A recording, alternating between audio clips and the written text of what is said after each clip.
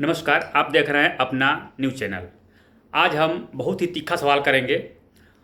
मैं ऐसे आज शख्स से मिलने वाला हूं और आप लोगों को मिला रहा हूं जिनका परिचय बताने का कोई मुहताज नहीं है, हर कोई जानता है। यहाँ तक बच्चे से और बुजुर्ग से और माता बहनों से आप पूछिए तो इनका चेहरा हर किसी के दिमाग में छाया रहता है। क्योंकि कोई भी व्यक्ति इनको अगर जो रात में भी बुलाए, दिन में बुलाए, कोई काम पड़े तो ये वहाँ चले जाते हैं। इतना मेहनत और इतना कार्य प्रणाली किसी ऐसे व्यक्ति का नहीं है, जो भी प्रत्याशी हो, किसी पार्टी का हो, वो नहीं करता है। तो आज मैं मिलाने जा रहा हूँ हमारे विधायक जो इसके पहले लमसम 40,000 वोटों से निर्दलीय चुनाव लड़े हुए थे और दूसरे स्थान पर थे। 47,000 वोट पाए थे जो निर्दलीय प्रत्याशी थे। तो फिर ये अब की बार इनका लगन, इनका मेहनत एक पार्टी से जुड़ा हुआ है। उस पार्टी का मैं नाम बताऊंगा, थोड़ा आप लोग इंतज़ार कीजिएगा। पहले मैं इनसे थोड़ा सा तीखा सवाल करूंगा और आप लोगों को इनको रूबरू कराता हूं। ये हमारे विजय प्रताप कुशवाहा जी हैं। आज हम इनके घर पे आ गए हैं कुछ सवाल करने के लिए कि आप इस समय किस पार्टी को आप सपोर्ट कर रहे हैं। तो मैं आपको नमस्कार करता हूं और मैं आपसे जानना चाहता हूं कि इस समय आप किस पार्टी से टिकट लेना चाहते हैं। सबसे पहले मैं आपको बहुत बहुत धन्यवाद देना चाहता हूं। और रहा सवाल पार्टी, तो हम लोग शुरू से ही समाजवादी विचारधारा के लोग हैं। बहुजन और समाजवादी हम लोगों का विचारधारा है। और समाजवादी पार्टी के राष्ट्रीय अध्यक्ष माननीय अखिलेश यादव जी से मैं जुड़ा हुआ हूं और उनके विचारों को लेकर और पीडीए समाज को लेकर मैं आगे चलने का काम कर रहा हूं। मैं आपसे एक सवाल पूछना चाहता हूं। आप बहुत दिन से, लमसम 10 वर्षों से मैं आपको देख रहा हूं और सुन रहा हूं। अक्सर आप बहुजन, पिछड़े वर्ग और जो अनुसूचित वर्ग है, इसकी लड़ाई आप लड़ते हैं। लेकिन कहाँ ऐसा चूक हो जाता है जहाँ से आपको सफलता नहीं मिलती है या कि आपका किस्मत साथ नहीं देता है। तो आने वाले जो समय है, जो 2027 का आगाज़ होने वाला है, तो इसमें आप क्या अनुभव किए हैं और क्या आपको काम करना है। देखिए, 2027 हम लोगों का होगा। बहुजन और समाजवादी की बात जो कह रहे हैं, कहने का मतलब हमारे में और भारतीय जनता पार्टी में ये दोनों का अंतर है, दुनिया का अंतर है। वो लोगों को धार्मिक उन्माद भड़काकर और लोगों को गुमराह करने में सफल हो जाती है। और हमारे दलित और अति पिछड़े समाज के लोग उसके बहकावे में आ जाते हैं और उसके वोटों को लेकर और वो भारतीय जनता पार्टी राज करने का काम करती है और उनके हक और अधिकार को छीनने का काम करती है। अब 10 साल के सरकार में मोदी जी के तीसरा कार्यकाल चल रहा है और मोदी जी के नामों पर, योगी जी के नामों पर लोगों ने वोट दिया। लेकिन लोगों को एहसास होने लगा है कि ये तो हमारे ही हक पर डाका डालने का काम, हमारे ही संविधान को बदलने का काम ये लोग कर रहे हैं। इस नाते अब जनता जागरूक हो चुकी है। पहले तो इनके गुमराहियत में आकर अपने वोटों को डाइवर्ट कर दिया, जिससे वो चुनाव का रिजल्ट बदला और ये लोग जीत जाते हैं। अच्छा। लेकिन अब जनता समझ चुकी है। अब इसी लोकसभा में देखिए, अगर एक घपलेबाजी से चुनाव नहीं जीतते, जो 80 सीटों का दावा कर रहे थे योगी जी, 80 में 80 सीट हमारा है। इसके पहले चुनाव में, हाँ, अभी 2024 के चुनाव में लोकसभा के, कहाँ चला गया उनका दावा। जनता समझ चुकी है। अब इनके भ्रम में आने वाली नहीं है और प्रदेश में तो आने वाले ही नहीं है। ये अब इनकी खटिया खड़ी इस तरह गोल नजर आ रहा है। इस समय सबसे ज़्यादा मुद्दा चल रहा है महंगाई का। तो अगर आपकी सरकार आती है, समाजवादी पार्टी को जिसको आप चॉइस कर रहे हैं, अगर समाजवादी पार्टी की सरकार आती है, अखिलेश यादव जी उत्तर प्रदेश में आते हैं, तो कौन सा ऐसा मुद्दा रहेगा जिससे महंगाई कम हो सकती है? कैसा ऐसा मुद्दा रहेगा जैसे जो उत्पीड़न हो रहा है अनुसूचित पर, पिछड़े पे, अभी हमने देखा था कुछ दिन पहले आप किसी एक कुशवाहा बिरादरी के ऊपर बहुत अत्याचार हो रहा था, नहीं, कई जिसका समाज आपने, के लोग। हाँ, कई समाज के लोग थे, अनुसूचित भी थे, पिछड़े भी थे, समान थे, तो उनके आप लिए उसके उनके लिए आपने आवाज़ उठाया था, धरना प्रदर्शन किए थे। तो क्या उससे क्या लाभ हुआ? क्या उन लोगों को न्याय मिला या कि वैसे ही है? देखिए, हम लोग निर्दोष लोगों के ऊपर हो रहे कार्रवाई को रोकने के लिए हम लोगों ने ज्ञापन देकर अपनी मांग रखा था। और जो समाज में नफरत फैलाकर लोगों को धमकाकर लोगों को, निर्दोष लोगों को फंसाने का काम कर रहे थे, वो उसका असर दिखा और लोगों को फर्जी गिरफ्तारी करना बंद कर दिए। हम लोगों की मानी गई। जो समाज के ऊपर धमकी देने का काम किया था उसके ऊपर भी आदेश हुआ कि अपना बयान दर्ज कराइए और मुकदमा लिखा जाएगा। हमने बयान दर्ज भी करा दिया है, मुकदमा भी लिखा जाएगा। तो हमारी मांग तो मान ली गई। एक दो मांग है जिसकी जांच चल रही है और जांच भाई कोर्ट का मामला है, जैसा होगा वैसा हम लोग उसका पालन करेंगे। अच्छा, समाजवादी सरकार में कई लाभ लोगों को मिले, जैसे मान लीजिए एम्बुलेंस सब समाजवादी का ही देन है, रोड का भी विस्तारीकरण समाजवादी के पार्टी में हुआ था, और से बहुत से काम हुए, ये सुरक्षा के विषय में हुआ था। और इसके विषय में जो बीजेपी सरकार है, क्या सफल हुई है या असफल हुई है? महंगाई बढ़ी है या महंगाई घटी है? देखिए, ये लोग भ्रष्टाचार मुक्त सरकार के नाम पर आए थे। महंगाई को कम करने के नाम पर आए थे, रोजगार देने के नाम पर आए थे, लेकिन इन तीनों में से कोई ये लोग कम नहीं किया है। महंगाई वही रह गई, महंगाई कई गुना बढ़ गई, भ्रष्टाचार कई गुना बढ़ गया, रोजगार 0% पर खड़ा है। तो इनका कोई काम सफल नहीं है। केवल एक ही काम ये सफल है कि सामाजिक उन्माद भड़काकर और लोगों के दिमाग को डाइवर्ट करके और वोट लेकर अपना अधिकार, शासन, सत्ता जमाने का काम कर रहे हैं। जबकि हमारे पिछड़े समाज, दलित समाज का अभी 69,000 शिक्षकों की भर्ती हुई है। जो विरोधी दल के लोग थे मांग करते रह गए, ये लोग माने नहीं। जब हाईकोर्ट का डंडा इनके ऊपर चला है तब इन लोगों ने माना है कि हाँ कुछ गलतियां हुई है, लेकिन ये सुधार करने वाले लोग नहीं हैं। जब तक जनता इनको सत्ता से बाहर नहीं फेंक देगी तब तक ये सुधरने वाले लोग नहीं हैं। ये हमारे लोग, नौजवान लोगों को रोजगार नहीं देना चाहते हैं, मनमाना तरीके से नौकरी में ये लोग अपने चहेते को भरना चाहते हैं। ये देश संविधान से चलेगा, किसी पार्टी से, किसी व्यक्ति के कानून से नहीं चलेगा। ये हमारा जो देश का संविधान कहता है उससे करेगा, और जो इसके संविधान के खिलाफ जाएगा उसके खिलाफ जब सत्ता आएगी तो सत्ता में हम लोग आएंगे तो इन लोगों को भी ऐसा सबक सिखाने का काम अच्छा, मैं आपसे संविधान के अनुसार आपसे मैं एक बहुत कड़वा सवाल पूछने जा रहा हूँ और इसको आप सोच समझ के बताइएगा। अभी उत्तर प्रदेश में 9 जगह से उपचुनाव होने वाले हैं, ठीक? तो 9 जगह से उपचुनाव होने वाले हैं। इसके पहले राहुल गांधी जी और अखिलेश यादव जी इंडिया गठबंधन के मिल करके ये लोग चुनाव लड़े थे, जिसमें बहुत अच्छा फ़ायदा हुआ था, इंडिया गठबंधन को बहुत अच्छा फ़ायदा हुआ था।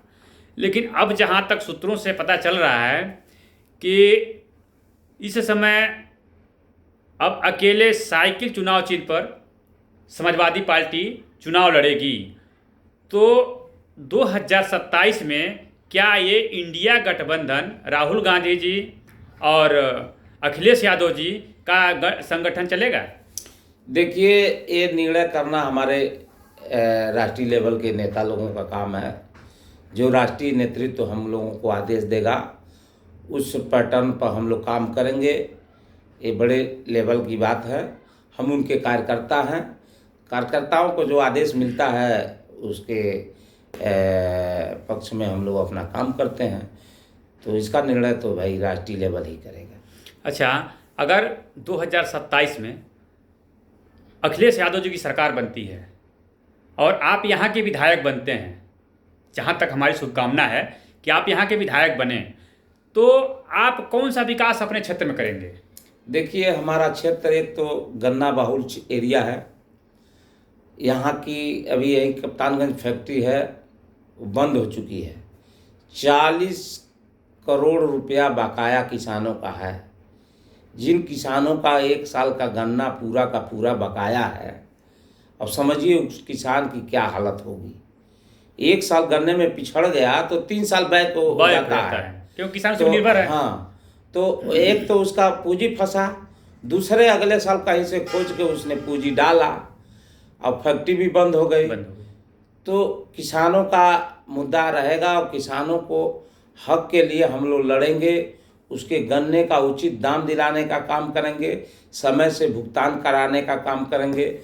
दूसरा मुद्दा हमारा ये गंडक एरिया है। हमारे विधानसभा के चारों तरफ से गंडक नदी घिरी हुई है, कहीं छोटी गंडक, कहीं बड़ी गंडक, मतलब चारों तरफ से घिरी बाढ़ आती है, हर साल बाढ़ हर साल आती है। हजारों हजार रेता क्षेत्र है, हाँ, फसल रहते हैं, घर दह जाता है, फसल बर्बाद हो जाता है, जंगलों का कटान होता है, जिसे तमाम लोग तबाह हो जाते हैं।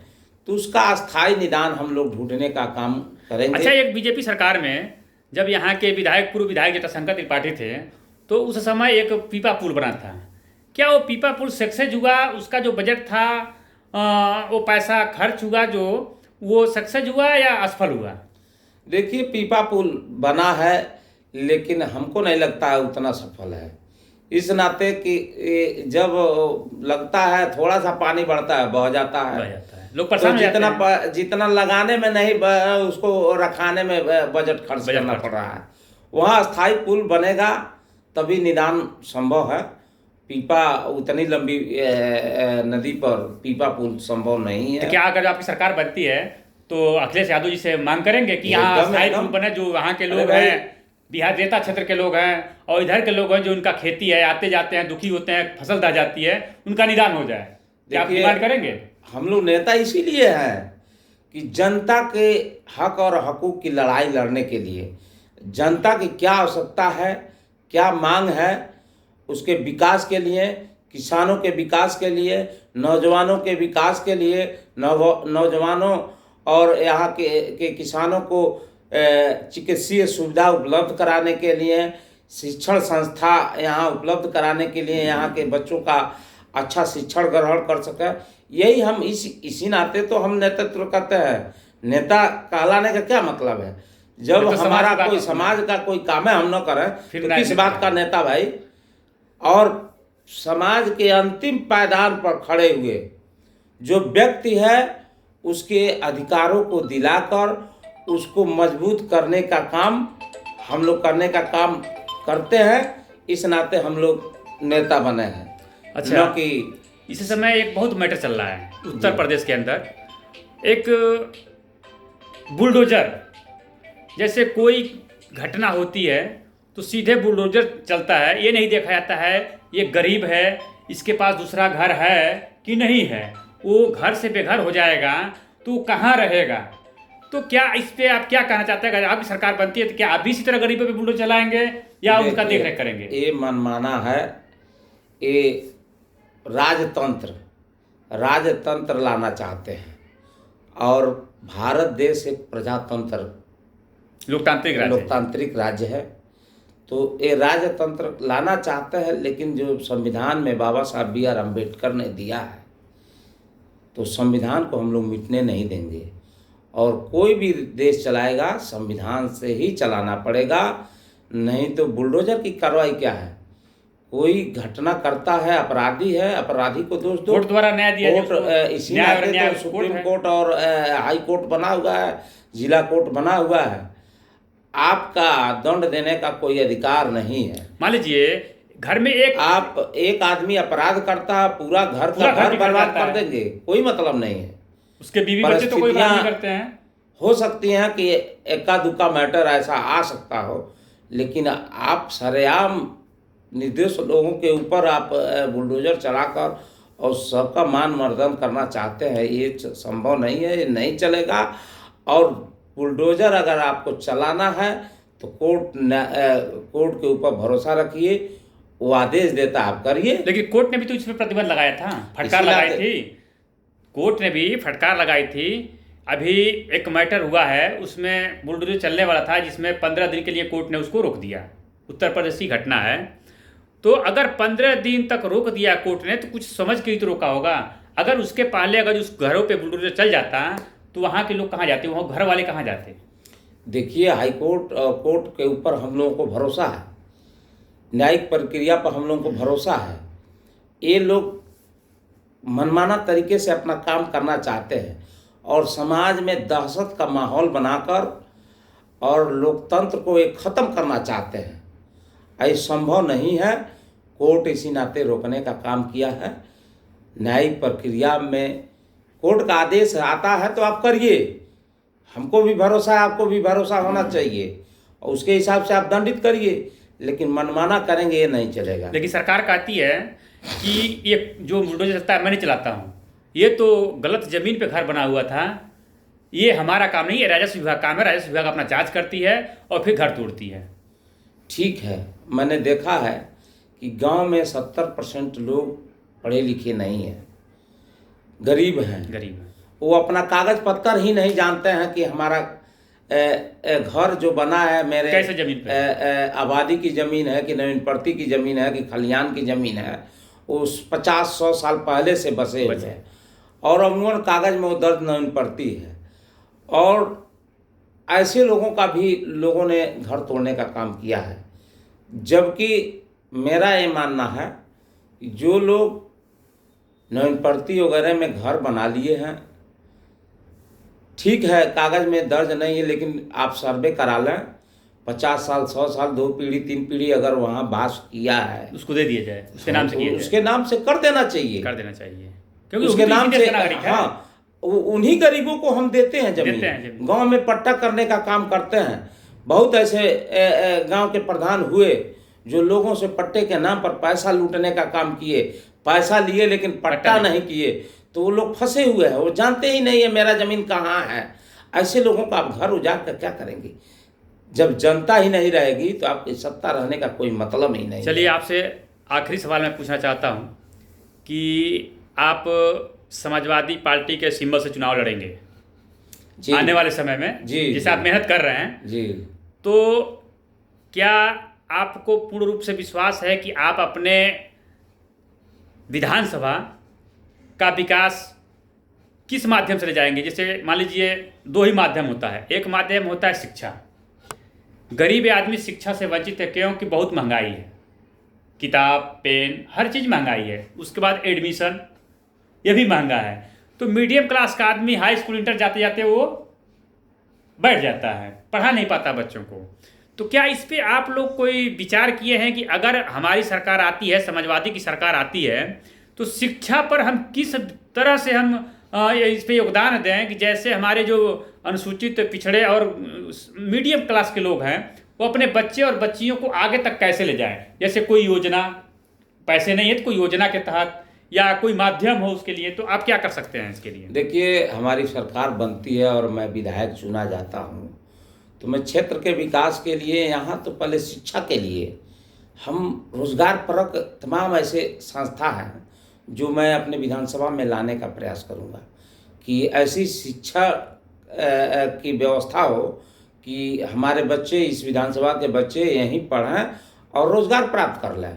जैसे पॉलिटेक्निक कॉलेज है, चाहे अभी फार्मा या नर्सिंग कॉलेज, इस तरह के कॉलेजों का हम यहाँ के गरीब घर के लड़के भी अपने घर से रह के शिक्षण कार्य कर सका। तुरंत नौकरी वोकरी में नहीं सरकारी जॉब मिलता है, तो प्राइवेट जॉब में भी अपना जीवन यापन कर सकें। दूसरी बात कि रोजगार के लिए और भी संसाधन हैं जिसको हम प्रयास करेंगे हमारे विधानसभा में वो लगने का काम हो, जिससे यहाँ के लोगों को सड़क खड़ंजा नाली के साथ साथ उनके जनजीवन में जो ज़रूरत की चीज़ें हैं उसको इस हमारे विधानसभा में उपलब्ध हो सके, उसके लिए हम लोग प्रयास करेंगे। और कोई आपके दिमाग में समस्याएं हैं जो अपने विधानसभा में जो नहीं हो रही है, उस पर सुनवाई नहीं हो रही है, किसी के दिमाग में नहीं जा रहा है कोई कार्य?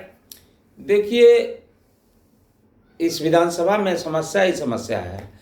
लोग विधायक बनते हैं, सांसद बनते हैं। मैं देख रहा हूँ, मैं जब से राजनीति में आया हूँ, पहले तो इसको व्यवसायीकरण कर दिए हैं। राजनीति व्यवसायीकरण करने से नहीं होगा। इसको आप व्यवसाय मानकर लूटने का काम करेंगे, ये संभव नहीं है। राजनीति एक सेवा भाव का पद है। राजनीति में सेवा भाव से कोई आता है और काम करता है, समाज की सेवा करता है तो ठीक है। लेकिन अगर समाज की सेवा के नाम पर सांसद और विधायक बनाएंगे और सिर्फ उसका काम है अपने संपत्ति को बढ़ाना, जनता के हक और अधिकार को लूटना, तो ये काम नहीं होगा। और जनता अब समझ चुकी है। और विजय कुशवाहा बहुत दिनों से राजनीति में है, भले सांसद और विधायक नहीं बना है, मैं छोटे से छोटे पद पे रहा हूँ, प्रधान भी रहा, जिला पंचायत भी रहा, मतलब कोई पद ऐसा नहीं है। लेकिन विधानसभा में मैं अभी चुनाव हारा हूँ। मेरा कोई लालच नहीं है कि मैं राजनीति में आऊँगा तो खूब पैसा लूटूंगा, कमाऊँगा, ऐसा कुछ भी नहीं है। अब मैं दिखाऊँगा, मौका मिला, जनता ने मौका दिया तो मैं दिखाऊँगा। देखो क्या राजनीति होती है, सेवा का होता है, सेवक बन के काम करने का होता है, या कि सेवक बनकर डाका डालने का होता है। ये दोनों में अंतर देखने को मिलेगा। जब हमारे में अन्य लोगों में जनता तुलना करेगी तो उनको भी समझ में आएगा और आंख के सामने दिखाई भी तो जनता पहले आपको मौका देगी तभी तो आप काम करके दिखलाएंगे। वही बात कह रहे हैं हम तो अपने क्षमता के अनुसार मैं रहता हूँ फील्ड में। समाज को जो क्षमता मेरी है मैं उसको काम को करता हूँ। लेकिन फिर मौका देगी अगर विधायक और सांसद पदों पर आसीन होने के लिए, तो फिर मैं जनता फिर तुलना करेगी। अगर मैं खरा नहीं उतरूंगा तो उसको मौका है, 5 साल के बाद उठा के फेंक देगी। हमको क्या लालच है भाई? जनता के काम नहीं करेंगे तो हमको उस पद पर रहने का कोई मतलब नहीं है। इस नाते मेरा पूरा का पूरा ध्यान समाज सेवा, एक सेवक बन के काम करने का है। तो अभी आप देख रहे थे अपना न्यूज़ चैनल के माध्यम से पूर्व प्रत्याशी विजय प्रताप कुशवाहा जी। हम इनके आवास पर आकर मिले थे और इनसे मैं बहुत ही तीखी बात कहा और ये बहुत सरलता पूर्वक से इन्होंने उसका जवाब दिया। आप सभी को हमारे तरफ से राम राम, नमस्कार, जय बुद्धाय।